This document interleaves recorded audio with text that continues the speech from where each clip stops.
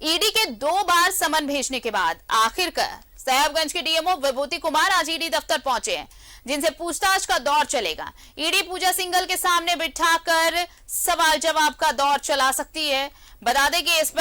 इससे पहले समन मिलने पर विभूति ने बेटी की शादी का हवाला देकर उपस्थिति दर्ज नहीं कराई थी। इसके बाद ईडी ने दूसरा समन जारी किया था और आज विभूति पहुंचे हैं ईडी दफ्तर और अब शुरू होगा सवाल जवाब का सिलसिला। साहेबगंज के डीएमओ 2 बार समन के बाद पहुंचे ईडी दफ्तर।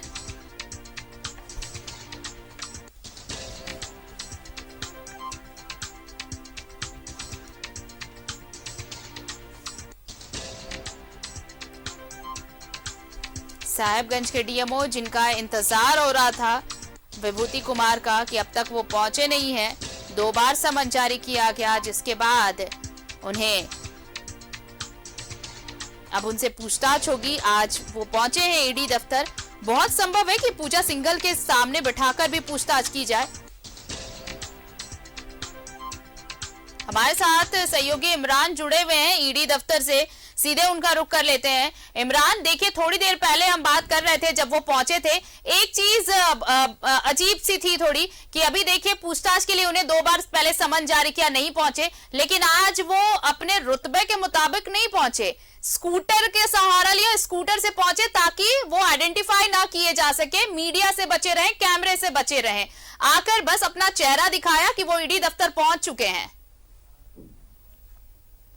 देखिए बिल्कुल हाल के दिनों में जितने भी डीएमओ पहुंचे हैं वो मीडिया को चकमा देने के लिए या मीडिया से बचने के लिए अलग अलग गाड़ियों का इस्तेमाल करते हुए नजर आए हैं, चाहे वो स्कूटर का इस्तेमाल हो, ऑटो का इस्तेमाल हो या फिर पैदल आधे रास्ते से पैदल चलते हुए ईडी कार्यालय में प्रवेश करना हो, तमाम चीजें देखने के लिए मिली है। लेकिन रही बात साहेबगंज डीएमओ की, अगर हम बात करें तो लगातार इनको 2 बार सम्मन जारी किया गया। समन जारी करने के बाद आखिरकार आज सोमवार के दिन जो है ईडी कार्यालय साहेबगंज के जो डीएमओ है विभूति कुमार ये पहुंच गए हैं। चूंकि इनसे पूछताछ करनी बेहद जरूरी था, क्योंकि पिछले दिनों दुमका और पाकुड़ के जब डीएमओ से पूछताछ की जा रही थी तो कई सवाल जवाब किए गए थे, कई जानकारियां हासिल की गई थी, लेकिन उसी दरमियान जो है वो साहिबगंज डीएमओ को भी सम्मन जारी करने की बातें कही गई थी। लेकिन सम्मन जारी करने के बाद साहिबगंज के जो डीएमओ थे विभूति कुमार, उन्होंने जानकारी ईडी को दी थी कि उनके घर पे शादी है और उनकी अपनी बेटी की शादी है, ऐसे में उसको थोड़ा वक्त चाहिए, जिसके बाद इस पूरे मामले को लेकर के जो है वो समय दिया गया उसे और शादी समारोह उनके घर में संपन्न होने के बाद एक बार फिर जो परिवार के जो सारे जिम्मेदारी निभाने के बाद जब दोबारा सम्मन जारी किया गया था तो समय मांगने की बातें सामने आई थी, लेकिन समय जो कि ईडी के द्वारा नहीं दिया गया, चूंकि पूजा सिंघल के 5 दिनों की रिमांड अवधि थी और 5 दिनों में आज तीसरा दिन है जहां लगातार पूजा सिंघल से पूछताछ की जा रही है। रविवार और शनिवार 2 दिन पूछताछ की जो गति थी वो बेहद धीमी थी और बेहद कम लोगों के साथ ईडी की जो टीम थी उन्होंने पूछताछ की और अलग अलग दस्तावेजों को खंगालने का काम किया ईडी के द्वारा, ताकि जब सोमवार के दिन यानी आज के दिन जब कई डीएमओ को तलब किया गया है, कई डीएमओ आने की अपनी रजामंदी दी थी, तो ऐसे में यह संभव था कि साहिबगंज के जब डीएमओ यहां पे पहुंचेंगे तो उनसे भी कई पूछताछ की जाएगी। जैसे ही 10:40 में साहिबगंज के डीएमओ ईडी के कार्यालय में पहुंचे तो इस बात को लेकर के ईडी कार्यालय में भी हलचल हो गई क्योंकि खनन सचिव के रूप में पूजा सिंघल और साहिबगंज के डीएमओ के रूप में दोनों से कई पूछताछ किए जानी है। कई बार ऐसा संभव भी है कि दोनों को साथ बैठा करके पूछताछ की जाएगी और इस पूछताछ के आधार पर कई जानकारियां जो हैं वह निकलेगी। तो ऐसे में ये बड़ा ब्रेक है एक तरह से कहें कि साहिबगंज के डीएमओ को ईडी कार्यालय पहुंचना, क्योंकि साहिबगंज के डीएमओ इसलिए रडार में थे लगातार क्योंकि अवैध खनन को लेकर के लगातार ये चर्चाएं की जा रही थी कि साहिबगंज के डीएमओ का बड़ा रोल है। अब ये रोल किस तरह का है, ईडी कितने निकाल पाती है, ईडी क्या निकालेगी, ये सारी चीजें जो हैं वो आने वाले समय में तय किया जाएगा। लेकिन रोल की बात इसलिए भी सामने आ रही थी इमरान, क्योंकि जो खबरें सामने आई कि इन्होंने किस तरह से काली कमाई का एक कहें कि अकूत संपत्ति जो अर्जित कर रखी है, चाहे वो राज्य के भीतर हो, आप धनबाद कह लें, भागलपुर कह लें, आप साहेबगंज कह लें या फिर दूसरे राज्य जैसे कोलकाता और बाकी और भी राज्यों में जहां पर इन्होंने करोड़ों का इन्वेस्ट कर रखा है, ये चीजें, ये जानकारी जब सामने आई तो अब ये लगने लगा कि अगर वो सीधे सीधे दफ्तर नहीं पहुंचते हैं तो ईडी को सख्त होना पड़ेगा, और ये सख्ती की ही बात सामने आई होगी जिसके बाद आज दफ्तर पहुंचे हैं विभूति जी। देखिए बिल्कुल ईडी ने पिछले दिनों कोर्ट में भी ये सारी जानकारियां दी थी कि कई लोगों को जब सम्मन जारी किया गया है तो कई लोग अपने मन से ईडी कार्यालय में पहुंचे हैं, कई लोग सहयोग कर रहे हैं। वैसे लोग जो ईडी को सहयोग नहीं करेंगे तो ईडी के पास कई दूसरे रास्ते हैं जिनके जरिए से ईडी अपनी बातों को मनवा सकता है, जानकारी हासिल किया जा सकता है। इसी को लेकर के लगातार 2 बार सम्मन जब साहिबगंज के डीएमओ को जारी किया गया तो उनको ही मालूम था कि अगर तय समय में अगर ईडी कार्यालय वो नहीं पहुंचते हैं तो कहीं ना कहीं जो ईडी है उसके द्वारा सख्ती से कार्रवाई की जाएगी और फिर ईडी के द्वारा ही ला करके पूछताछ की जाएगी। इसी को लेकर के आज जब साहिबगंज के डीएमओ यहाँ पे पहुंचे तो उन्होंने न्यूज 11 भारत के संवाददाता जो कि अंजनी कुमार लाइव थे और उसी दौरान साफ जानकारी दी कि वो खुद से अपने परिचय बताते हुए अंदर में प्रवेश किए कि हाँ वो साहिबगंज के डीएमओ है। चूंकि लगातार न्यूज 11 भारत साहिबगंज के डीएमओ से जुड़ी तमाम वो बारीकियों को जानकारी दे रहा है, देते रहे हैं कि किस तरह से साहिबगंज के डीएमओ जो है वो रांची से लेकर के साहिबगंज से लेकर के बंगाल इन तमाम जगहों पर एक बड़ी अचूक संपत्ति जो है वो खड़ी कर रखी है। तो ऐसे में उनके द्वारा क्या कुछ जानकारियां दी जाती है ये सारी चीजें देखने वाली बात होगी। आरोप कई लगे हैं साहिबगंज डीएमओ पर जिनको खंगालने की बात सामने आई है, जिनको लेकर के जानकारियां जो है ईडी की टीम जुटाएगी, क्योंकि जो सूत्र बताते हैं उनको खंगालना ईडी के लिए बेहद चुनौती होगा, क्योंकि कई चीजें ऐसी भी हैं जिनको दस्तावेजों के आधार पर ईडी को प्रूव करनी होगी कि आपके कार्यकाल में इतने अवैध माइनिंग हुए हैं, इतने जो है अवैध तरीके से खनन हुए हैं। इन सारी चीजों को ध्यान में रखते हुए आज ईडी कार्यालय में पूजा सिंघल जो कि खनन सचिव के रूप में रही है और साहिबगंज के डीएमओ सहित अन्य लोगों से भी आज यहाँ पे पूछताछ की जाएगी। संभव है आरती क्या दोनों को एक जगह में बैठा करके 1-to-1 करा दिया जाए, बातचीत करा दी जाए कि इस पूरे मामले में जो जानकारियां मिली है, जो डिजिटल डॉक्यूमेंट्स के हिसाब से, जो एविडेंस के हिसाब से जो जानकारियां हासिल की थी ईडी ने, उसको क्रॉस करने के लिए ये जो पूछताछ थी ये बेहद जरूरी था। इसलिए आज जब साहिबगंज के डीएमओ को यहाँ पे एंट्री करना अपने आप में इस जो जांच की गति है उसको रफ्तार देने का काम करेगी, जो कि शनिवार और रविवार का जो दिन था वो बेहद धीमी थी और आज का जो दिन है वो बेहद खास इसलिए माना जा रहा है। देखिए इमरान, ये तो पूछताछ अब चलिए अब एक कहें कि जिसकी तलाश थी, जिसका इंतजार था, अब वो भी पहुंच चुके हैं और अब प्रॉपर ढंग से सवाल जवाब हो सकेंगे, चाहे 1-to-1 हो, चाहे सामने बिठाकर इंट्रोगेशन हो, वो एक प्रक्रिया चलेगी अब। लेकिन इस बीच जो एक और खबर आई है इमरान कि कोई एक शख्स है, जैसे ही डीएमओ सब ये 3 जिलों के डीएमओ रडार पर आए, फिर रांची के डीएमओ को इंट्रोगेशन के लिए बुलाया गया, उसके बाद कोई एक शख्स है जो व्हाट्सएप कॉल कर रहा है और ये कह रहा है कि भाई वो ईडी को मैनेज कर लेगा, अगर आप पैसे दे तो ईडी को भी मैनेज कर देगा। ये एक अलग सा लिंक इस पूरे मामले में, एक अलग कनेक्शन।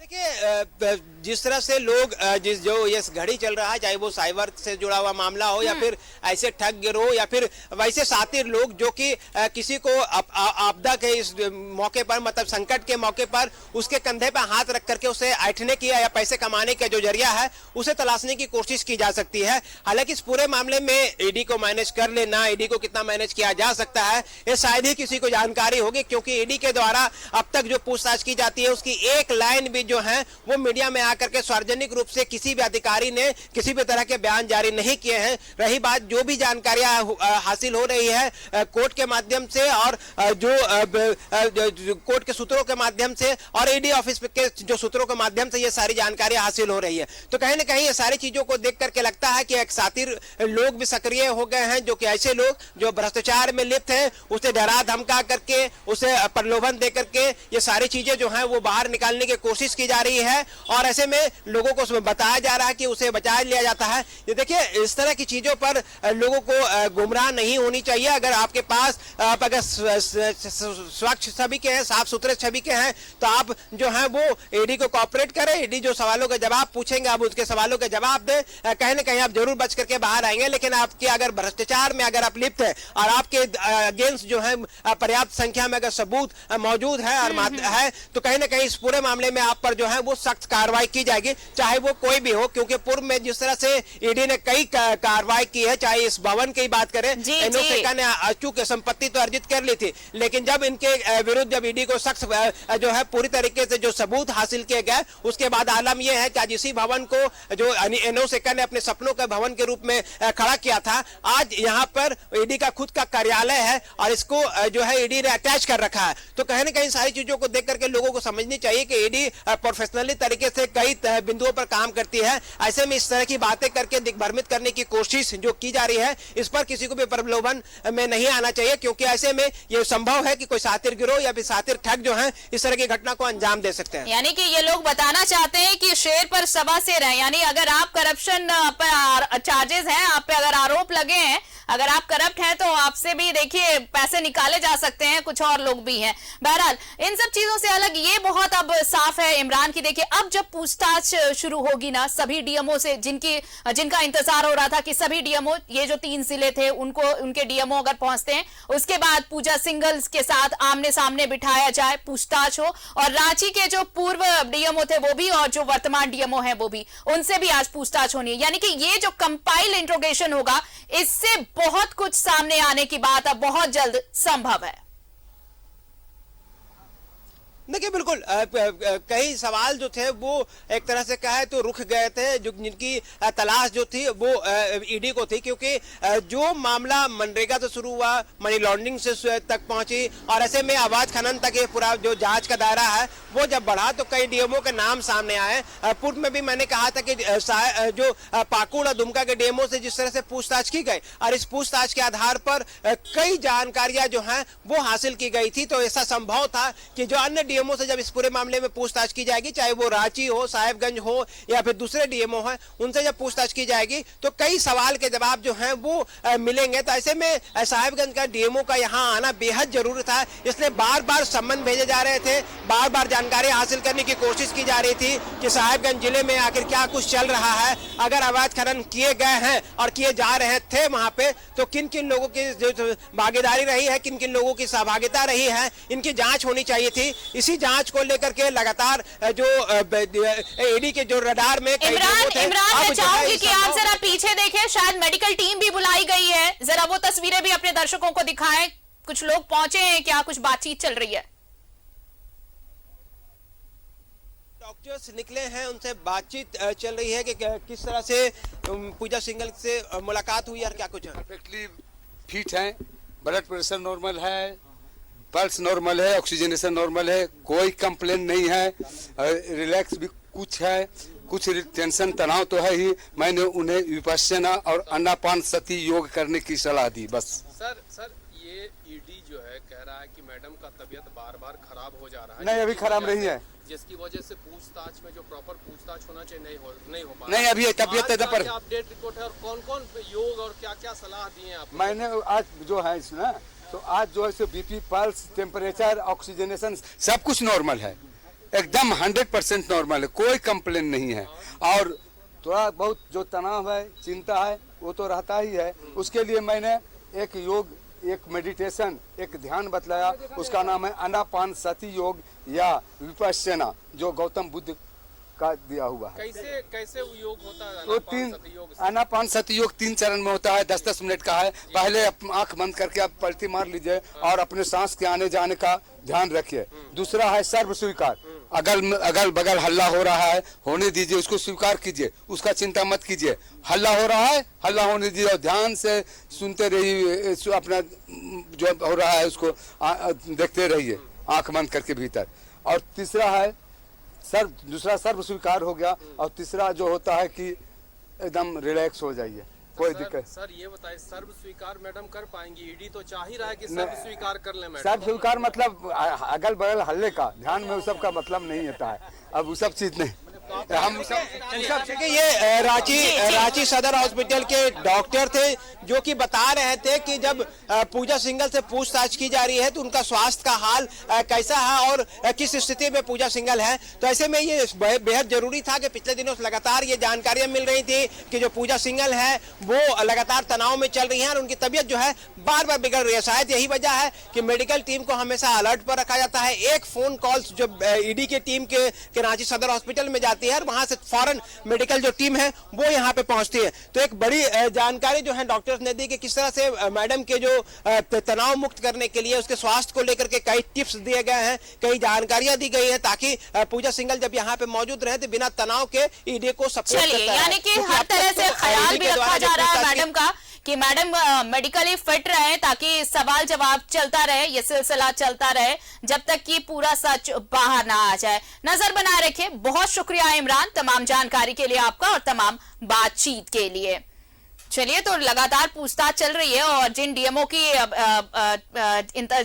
का इंतजार हो रहा था, साहिबगंज डीएमओ विभूति कुमार जिनका इंतजार था, वो भी पहुंच चुके हैं। अब उनसे भी पूछताछ का दौर चलेगा, सिलसिला चलेगा, 1-to-1 पूछताछ और फिर आमने सामने बिठाकर पूछताछ और कई राजों से उठेगा पर्दा। इस खबर पर नजर बनी रहेगी, लेकिन एक छोटा सा ब्रेक लेते हैं, कहीं मत जाइएगा, फौरन लौटते हैं। देखते रहिए न्यूज़ 11 भारत।